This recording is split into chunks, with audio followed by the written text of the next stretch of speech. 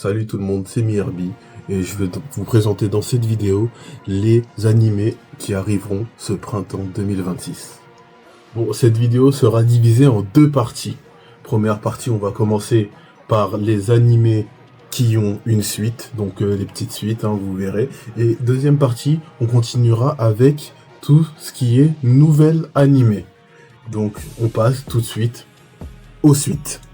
Et on commence cette liste avec l'animé sûrement le plus attendu de cette saison. Je parle bien évidemment de l'arc Elbaf de One Piece qui débutera le 5 avril et qui sera diffusé sur Crunchyroll et ADN.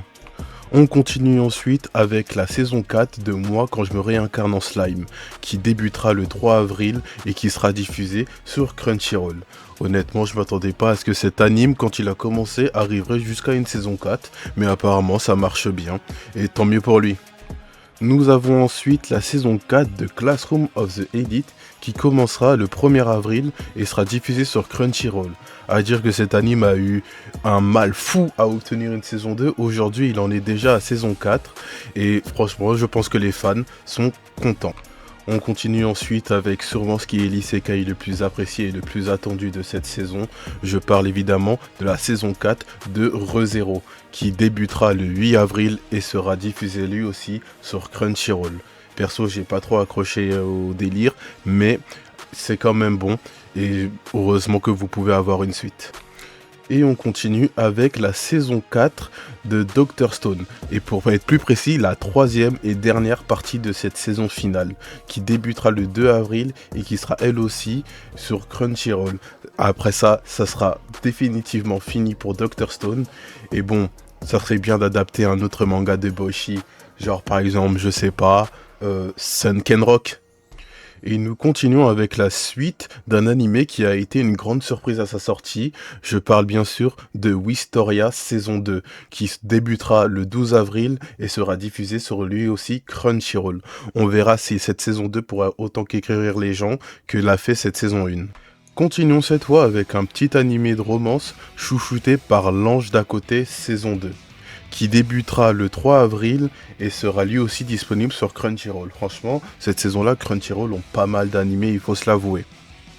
Et continuons avec un animé que j'attends beaucoup personnellement. Je parle bien sûr de Welcome to Demon School Irumaken saison 4, qui débutera sa saison le 4 avril, lui aussi diffusé sur Crunchyroll. Cette saison, ça annonce fun et déjanté, j'ai hâte de voir ça.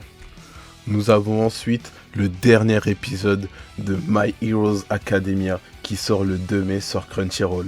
Après ça, on n'aura plus aucun nouveau truc sur My Heroes Academia, bien évidemment à part Vigilante, qui est lui aussi plutôt sympa, mais ce n'est pas la licence principale. Et nous continuons avec un anime dont sa saison a déjà commencé. Je parle de JoJo's Bizarre Adventure Steel Ball Run, la partie 7 de JoJo's Bizarre Adventure qui a débuté le 19 mars sur Netflix. Et on continue notre lancée avec encore un autre isekai. Je parle de Farming Life in Another World saison 2 qui débutera sa saison le 6 avril sur Amazon Prime. On continue avec un animé qui je trouve n'a pas eu le succès qu'il aurait mérité. Peut-être à cause de la plateforme sur laquelle il est diffusé. Je parle de Mission Yozakura Family saison 2 qui commencera le 12 avril sur Disney+. Une suite tant attendue par les fans qui ne pensaient pas pouvoir revoir leur animé. Je parle de Ace of Diamond Act 2 saison 2 qui commencera le 5 avril sur Crunchyroll. Et on continue avec un nouvel isekai qui celui-là a fait franchement débat vu qu'on en attendait beaucoup de sa saison 1 mais qui a pas mal déçu de par son animation. À voir si pour cette saison 2 l'animation va être réparée. Je parle de The Beginning After the End saison 2 qui commencera le 1er avril sur Crunchyroll. Et on continue cette fois avec un animé que je ne connaissais pas du tout jusque-là. Je parle de Ascendance of the Bookworm saison 4 qui commencera le 4 avril sur Crunchyroll. Et on continue avec un animé dont le manga fait couler pas mal d'encre dû à l'auteur qui fait des agissements assez bizarres avec l'un de ses personnages. Je parle évidemment de la saison 5 de Rent a Girlfriend qui commencera le 10 avril et sera diffusée sur Crunchyroll. Et on continue avec la deuxième partie de la saison 3 de Beastar qui commencera le 7 mars sur Netflix. Honnêtement, j'ai jamais accroché à Beastars. Si vous kiffez, tant mieux pour vous. Et on continue avec la seconde saison de Doro et Doro, une saison qui s'est pas mal fait attendre, qui débutera le 1er avril et sera diffusée elle aussi sur Crunchyroll. Et on continue avec un énième isekai qui, celui-là, honnêtement, je comprends pas comment ça se fait qu'il puisse continuer, mais il est là. Je parle de Reborn as a Vending Machine saison 3, qui débutera le 1er avril sur Crunchyroll. Et on continue sur notre lancée d'isekai avec The Most Heretical Last Boss Queen saison 2, qui débutera le 7 avril sur ADN. Toi là. Je vois tu kiffes la vidéo, tu regardes, t'écris des petits animés que tu vas pouvoir regarder, en mode « Oh tiens, il y a ça qui va sortir, lourd, je vais pouvoir regarder. Oh tiens, ça aussi, incroyable, je suis heureux. Et puis on va voir quels nouveaux animés je vais regarder et tout. » C'est bien, t'as raison, fais ça.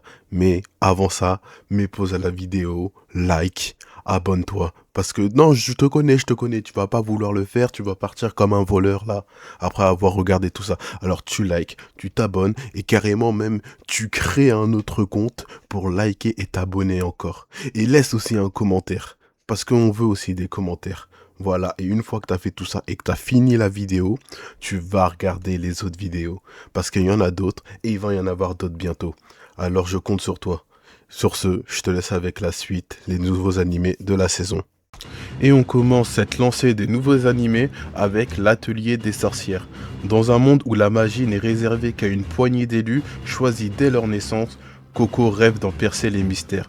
Passionnée depuis l'enfance par cet art ancestral, la jeune fille croise un jour la route de Kefrey, un sorcier itinérant de passage dans son village. Convaincue d'avoir enfin trouvé une piste pour découvrir les secrets de la magie, elle espionne et reproduit un sort issu d'un vieux grimoire qu'elle avait acquis dans son enfance auprès d'un mystérieux inconnu. Mais son audace tourne rapidement au drame. L'incantation qu'elle tente de provoquer provoque la pétrification de sa mère.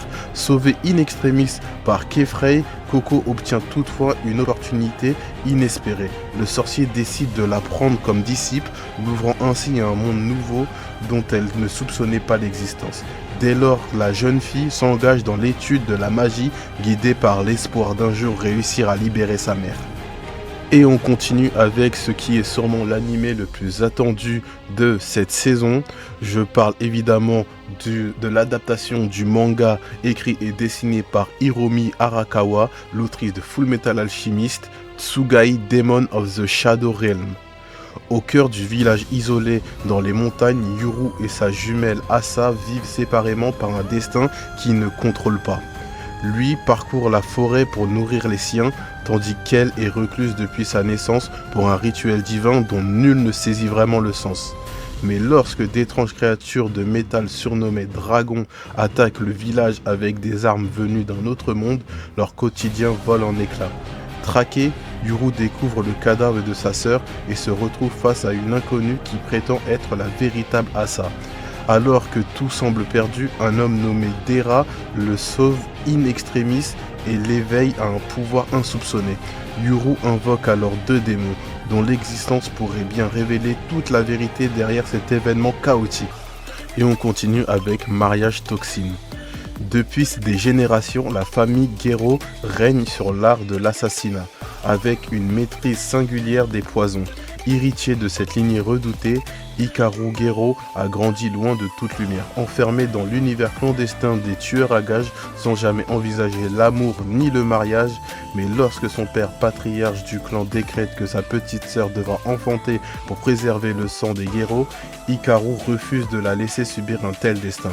C'est dans ce contexte qu'il croise la route de Mei Kinosaki, une arnaqueuse de génie spécialisée dans les mariages, et accessoirement sa cible actuelle.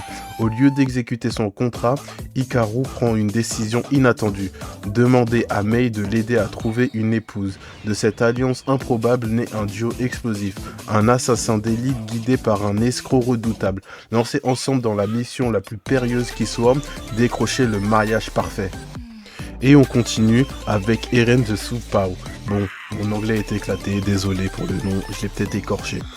Alors qu'il entame la seconde moitié de son parcours au lycée, Koichi Asakura, élève passionné de création, s'interroge sur son avenir et vise une université d'art pour devenir designer. Un jour, une œuvre de rue sauvage peinte sur le mur d'un musée le bouleverse profondément.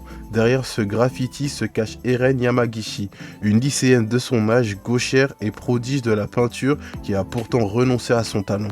Leurs chemins finissent par se croiser et à travers l'art du dessin, un lien se tisse entre eux, mêlant admiration, rivalité et quête de soi, tandis que Koichi cherche à tracer sa propre voie, Eren lutte pour retrouver la liberté créative qui était sienne autrefois.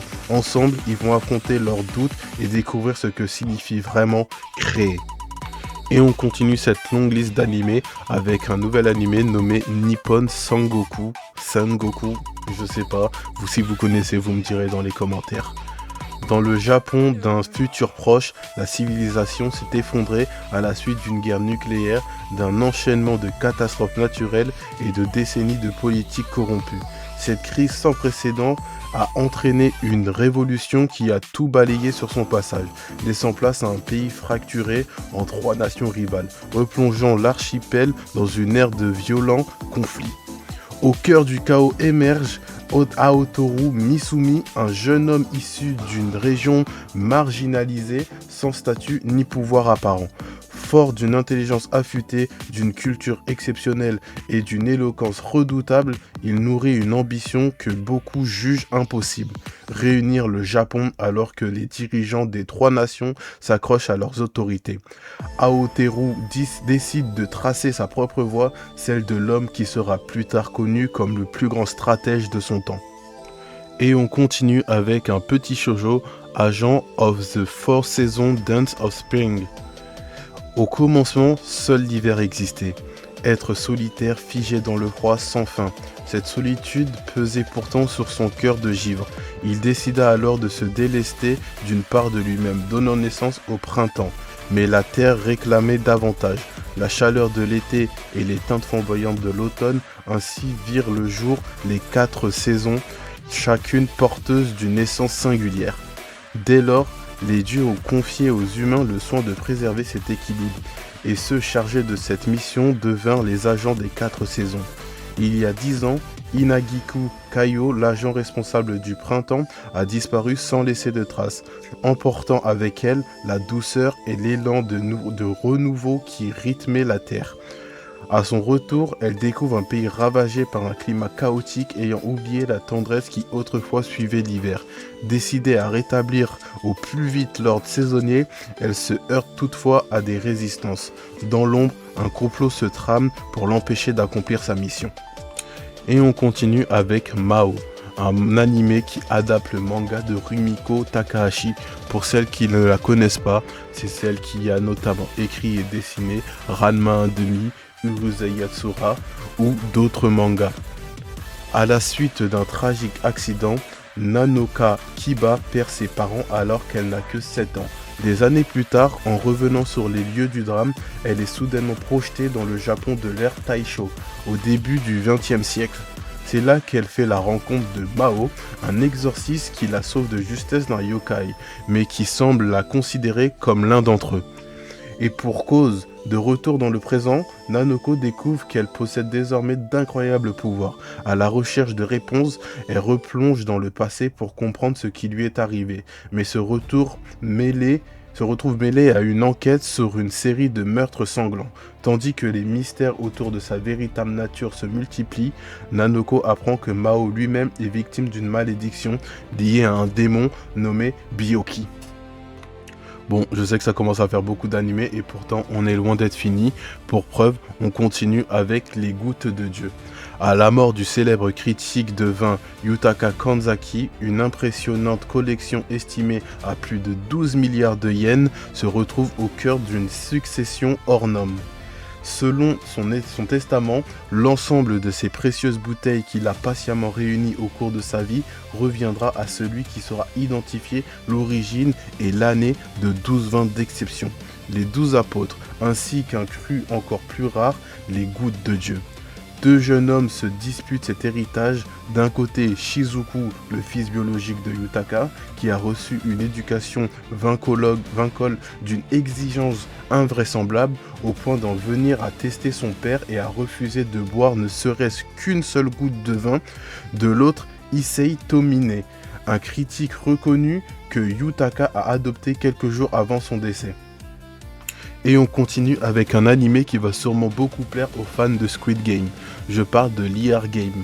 Un jour comme un autre, la réception d'un colis bouleverse la vie de Nao Kanzaki, une étudiante à l'honnêteté presque naïve. À l'intérieur se trouvent 100 millions de yens en liquide et une convocation glaçante. Elle est désormais candidate à Liar Game Tournament. Pour gagner et conserver l'argent, chaque candidat doit garder la somme intacte pendant 30 jours. Mais si un adversaire s'en empare, le perdant hérite d'une dette écrasante. Propulsé dans une arène où le mensonge règne en maître, Nao n'a d'autre choix que de faire équipe avec Shinichi Akiyama, un escroc redoutable tout juste libéré de prison. Connu pour avoir ruiné une entreprise grâce à son génie de la manipulation, il représente sa seule chance. Ensemble, ils plongent dans un jeu impitoyable, fait de trahison, d'alliances fragiles et de stratégies psychologiques, où se révèle peu à peu la véritable nature des participants. Et après ce killer game, on poursuit avec un animé qui a l'air plutôt chill, Kiryu Fan Club. Deux lycéennes, Ami Miyoshi et Nami Samatani, partagent une amitié complexe marquée par une rivalité latente, leur obsession commune. Kiryu, un camarade de classe qui hante leurs pensées nuit et jour. Entre rituels étranges, dépassements de soi et rêves romantiques, l'amour se transforme en un défi aussi passionnant que troublant. Mais laquelle des deux réussira à captiver le cœur de Kiryu et à transformer ses rêves en réalité? On continue avec Pétale de réincarnation. À 16 ans, Toya Senji est accablé par un profond complexe d'infériorité. Que ce soit le kendo, le basketball, le football, les jeux intellectuels, la natation ou même la danse, chacune de ces tentatives pour s'illustrer dans un domaine s'est toujours soldée par un échec cuisant. Et comme si cela ne suffisait pas, il doit aussi vivre dans l'ombre de son frère décédé, abandonné par des parents qui l'ont rejeté. Sa vie prend un tournant inattendu lorsque Aito, une camarade de classe, lui révèle un secret. La possibilité de s'approprier les talents des plus grands hommes du passé en devenant un revenant. Mais ce pouvoir fascinant cache une facette sombre. Si certains revenants obtiennent effectivement les dons des plus grands bienfaiteurs de l'humanité, d'autres réveillent les esprits des pires monstres de l'histoire. De quel côté basculera Toya une fois qu'il sera lui-même devenu un revenant? Fera-t-il partie des grands hommes qui œuvrent pour le bien ou fera-t-il renaître l'un des pires êtres que le monde ait jamais connu? Si je dis pas de bêtises, je crois bien que c'est dans cet animé qu'il y a la réincarnation d'un certain moustachu. Bon, continuons avec une petite romance. Pardon, The Intrusion, I'm Home. Rinko Nakama, employé de bureau, 24 ans, mène une vie discrète en solitaire et cache soigneusement son côté otaku. Dès qu'elle parvient à s'accorder un moment dans son quotidien bien rempli, elle se ressource en regardant ses animés et en dévorant ses mangas préférés. Pourtant, à chaque épisode, un bruit de protestation retentit violemment depuis l'appartement de son voisin de droite. Avec l'aide de son voisin de gauche, Akito Satsuki, un homme courtois et réservé, elle tente d'engager la conversation avec son autre voisin à travers le mur. Mais contre toute attente, ce dernier surgit en défonçant la cloison. Rinko découvre alors que l'inconnu n'est autre que Haruma Usada, l'auteur d'un manga qu'elle admire depuis des années. Non content d'avoir détruit le mur de Rinko, Haruma finit aussi par abîmer celui d'Akito, reliant malgré eux les trois appartements. Et si son refuge de solitude vole en éclats, cette nouvelle situation pourrait bien ouvrir à Rinko une parenthèse inattendue, elle qui n'a encore jamais vécu la moindre histoire d'amour du haut de ses 24 ans. On continue avec Sen from Awajima.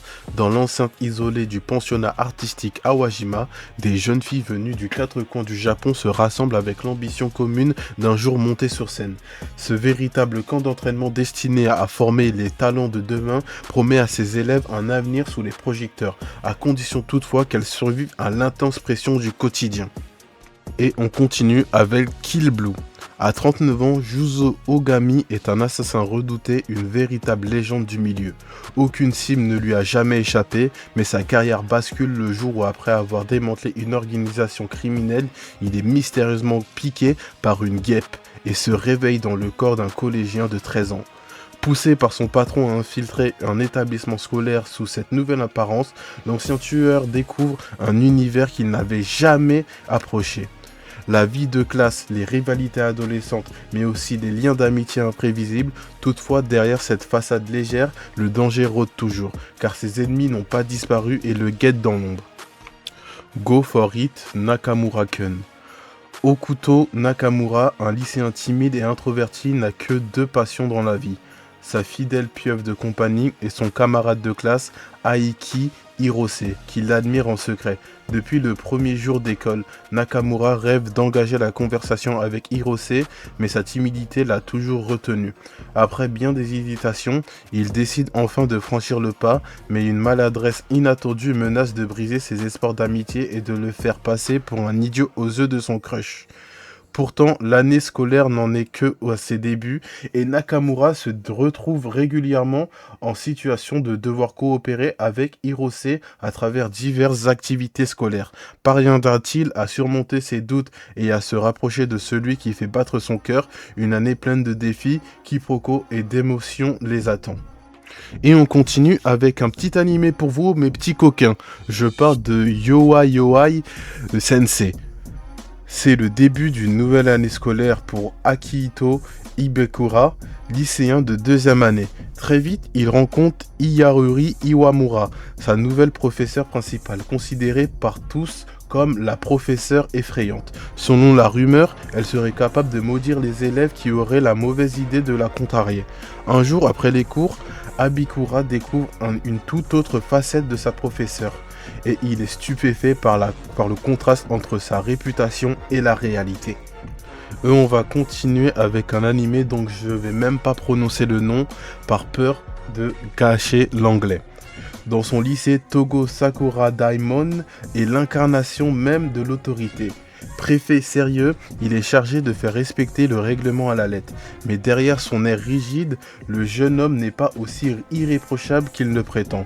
Face à lui, Poemu Kohinata, une élève au style vestimentaire provocateur, semble bien décidée à braver toutes les règles, à commencer par la longueur de sa jupe. Et on continue avec un nouvel isekai assez chelou, je parle de Megaor. Au cours des dernières années, le nombre de candidats à la réincarnation a tellement augmenté que devenir un héros surpuissant entouré d'un harem nécessite désormais une attente de 50 000 ans. Au même titre qu'une réincarnation en roi démon qui implique elle aussi un délai de plusieurs milliers d'années. Mais lorsque vient le tour de moi, le protagoniste, c'est une demande pour le moins surprenante qui est proférée. Face au blocage des meilleures options de réincarnation, il choisit une toute autre option, celle de devenir la côte d'un héros à la puissance phénoménale avec un harem et une fin heureuse.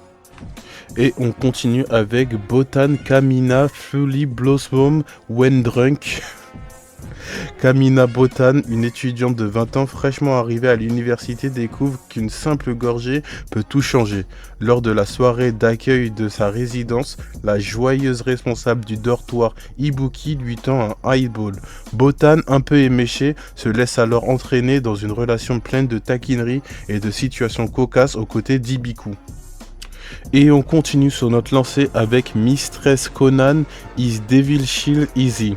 Une démon aussi séduisante que redoutable débarque au lycée avec une mission claire, se repaître des âmes humaines les plus pures. Son nom, Kanan Zebul, entité millénaire au goût raffiné, attirée par les jeunes proies sucrées du monde des vivants. Sa première cible, Yoji Kyoji, un lycéen sans histoire, du moins jusqu'à ce que tout déraille. Au lieu de dévorer Kanan, se retrouve lié par un contrat inhabituel avec sa proie, acceptant notamment de devenir sa petite amie. S'ensuit une avalanche de situations inédites pour la démon, qui découvre avec stupeur les palpitations du premier amour. Entre balade après les cours, frissons au moindre contact et maladresse irrésistible, cette prédatrice surnaturelle vit sa toute première romance. Girls can be kind to otaku. Takuya Seo, élève discret et passionné d'animation japonaise, mène une vie ordinaire au fond de la classe. Assis juste derrière les deux filles les plus populaires de l'école, Liichi et Amane, tous semblent les opposer jusqu'au jour où un simple emprunt de gomme devient le déclencheur d'une interaction improbable. En révélant par mégarde son animé favori, Takuya provoque la réaction immédiate d'Amane, qui dévoile une surprenante maîtrise du sujet. Elle affirme ne pas s'y intéresser, mais ses réponses trahissent une réalité bien différente.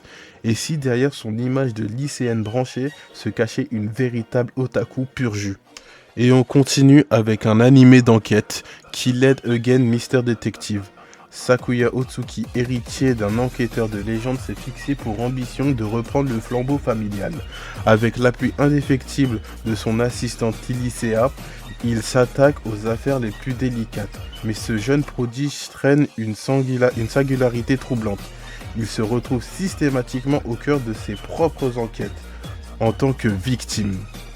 Employé sous couverture à bord d'un paquebot luxueux, il est d'une nouvelle fois assassiné avant d'avoir pu avancer dans sa mission.